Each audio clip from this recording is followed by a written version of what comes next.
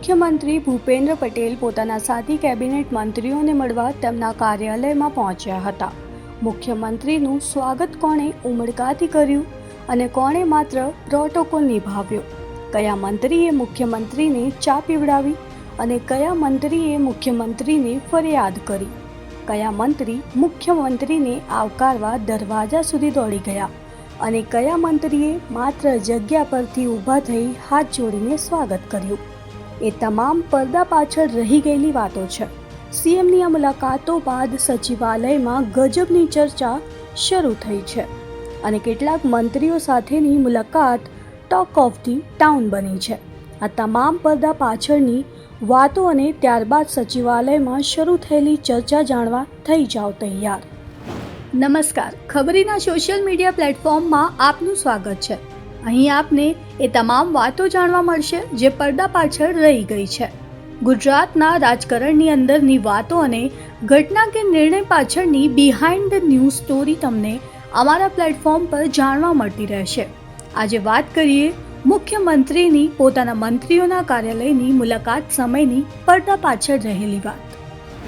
મુખ્યમંત્રી ભૂપેન્દ્ર પટેલે મુલાકાતની શરૂઆત પોતાની કેબિનેટમાં નંબર 2ના સ્થાને રહેલા નાયબ મુખ્યમંત્રી હર્ષ સંઘવીના કાર્યાલયથી કરી હતી. નાયબ મુખ્યમંત્રી હર્ષ સંઘવી સીએમ પહોંચ્યા ત્યારે પોતાના એન્ટી ચેમ્બરમાં હતા. મુખ્યમંત્રીને એન્ટી ચેમ્બરમાં મળ્યા ત્યારે સીએમએ કહ્યું, આપની ઓફિસમાં જઈએ. કાર્યાલયમાં હર્ષ સંઘવીએ સીએમને શાલ ઓઢાડી સ્વાગત કર્યું.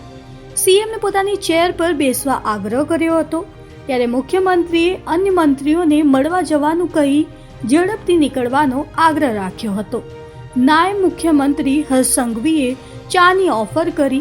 નંબર 2ની મુખ્યમંત્રીએ ઓફર સ્વીકારી. નાયબ મુખ્યમંત્રીની મુલાકાત બાદ મુખ્યમંત્રી જે મંત્રીને મળવા પહોંચ્યા તેમને રસપ્રદ વાત કરી. આ મંત્રીના ખાતાઓમાં ધરખમ ફેરફાર થયો છે અને કદાચ તે જતાવા મંત્રીએ સિફતતાપૂર્વક વાત કરી હોય તેવું લાગ્યું.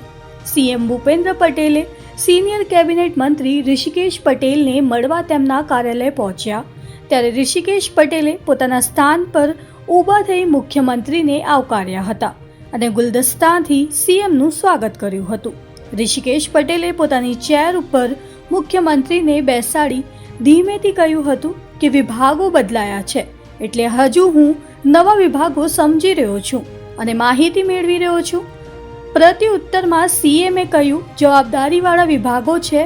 આપના મંત્રીજી મુખ્યમંત્રીએ પણ જાણે ઋષિભાઈને ફરિયાદ ઉપર ઠંડુ પાણી રેડ્યું હોય તેવું હાસ્ય પ્રસાવ્યું હતું. ઋષિકેશ પટેલની મુલાકાત બાદ મુખ્યમંત્રી કુંવરજી બાવળિયાને મળવા તેમના કાર્યાલય પહોંચ્યા હતા. મુખ્યમંત્રી આવી રહ્યાની સૂચના મળતા કુંવરજીભાઈ પોતાની જગ્યાએથી તુરંત ઊભા થઈ સીએમને આવકારવા દરવાજા સુધી દોડી ગયા હતા. પોતાની જગ્યા સુધી દોડી જઈ મુખ્યમંત્રીનો સત્કાર કર્યો હતો. કુંવરજી બાવળિયાએ સામાન્ય અંદાજમાં નવા એમઓયુની તૈયારી કરી રહ્યા હોવાની માહિતી સીએમને આપી હતી. બાદમાં મુખ્યમંત્રી જીતુ વાઘાણીના કાર્યાલયમાં પહોંચ્યા હતા. કૃષિ મંત્રી જીતુ વાઘાણી સીએમને જોઈ પોતાની જગ્યાએથી ઊભા થઈ ગુલદસ્તા સાથે સીએમને આવકાર્યા હતા. મુખ્યમંત્રી જીતુ વાઘાણી સાથે ખાસો સમય કાર્યાલયમાં બેઠા હતા. મુખ્યમંત્રી નાણામંત્રી કનુભાઈ દેસાઈને મળવા તેમના કાર્યાલય પહોંચ્યા હતા. મુખ્યમંત્રીને જોઈ મંત્રી કનુભાઈ દેસાઈ માત્ર પોતાની જગ્યાએ ઊભા રહ્યા હતા અને હાથ જોડી નમસ્કાર કરી સીએમને આવકાર્યા હતા. ના ગુલદસ્તો કે બેસવાનો આગ્રહ પણ કનુભાઈએ સીએમને કર્યો ન હતો. કનુભાઈનું આવું સ્વાગત સચિવાલયમાં ચર્ચાનું કેન્દ્ર બન્યું છે. સચિવાલયમાં ચર્ચા ચાલી છે કે કનુભાઈના ખાતાઓ બદલાયા અને મહત્વના ખાતા તેમની પાસેથી લઈ લેવાયા એટલે તે નારાજ છે અને તેની નારાજગી સીએમની મુલાકાત સમયે દેખાઈ આવે છે. હવે આ દ્રશ્ય જોજો. કોઈ મંત્રીના કાર્યાલયમાંથી જોવા નથી મળ્યા તેવા દૃશ્યો કોંગ્રેસમાંથી ભાજપમાં આવી મંત્રી બનેલા અર્જુન મોઢવાડિયા છેક દરવાજા સુધી દોડી ગયા. જો કે અર્જુન મોઢવાડિયાએ પણ મોકો જોઈ સીએમને ફરિયાદ કરી જ દીધી. ફરિયાદનો સ્વર અને અંદાજ મોઢવાડિયાનો મધુર હોવાથી આ ફરિયાદ મીઠી ફરિયાદ ગણાવવામાં આવી. મુખ્યમંત્રી જ્યારે મોઢવાડિયાને મળવા તેમના કાર્યાલય પહોંચ્યા ત્યારે મોઢવાડિયા છેક દરવાજા સુધી સીએમને આવકારવા દોડી ગયા હતા. પોતાની જગ્યા સુધી સીએમને દોડી જઈ પોતાની ચેર પર બેસવા આગ્રહ કર્યો હતો. બાજુની ચેર પર બેસી ધીમે રહીને મીઠી ફરિયાદ કરતા મોઢવાડિયાએ સીએમને કહ્યું હતું કે સાહેબ, આપે બહુ અઘરા ખાતા મને આપ્યા છે. આ વિભાગોમાં મારે ઘણું જ ઊંડું ઉતરવું પડે છે.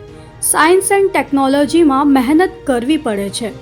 આટલું સાંભળી મુખ્યમંત્રીએ પોતાના સ્વભાવ પ્રમાણે હસી પડ્યા હતા. સમગ્ર ઘટનાક્રમ અંગે સચિવાલયમાં એક ચર્ચા ચાલી રહી છે કે કોંગ્રેસમાંથી આવી મંત્રી બનેલા લોકો સીએમને આવકારવા દરવાજા સુધી દોડી જાય છે, જ્યારે ભાજપના લોકો પોતાની જગ્યા છોડી શકતા નથી. આવા જ રસપ્રદ વિડીયો જોવા અને ગુજરાતના રાજકારણની પડદા પાછળની વાતો જાણવા જોતા રહો ખબરીનું સોશિયલ મીડિયા પ્લેટફોર્મ. અને હા, લાઇક, શેર અને સબસ્ક્રાઇબ કરવાનું ચૂકતા નહીં.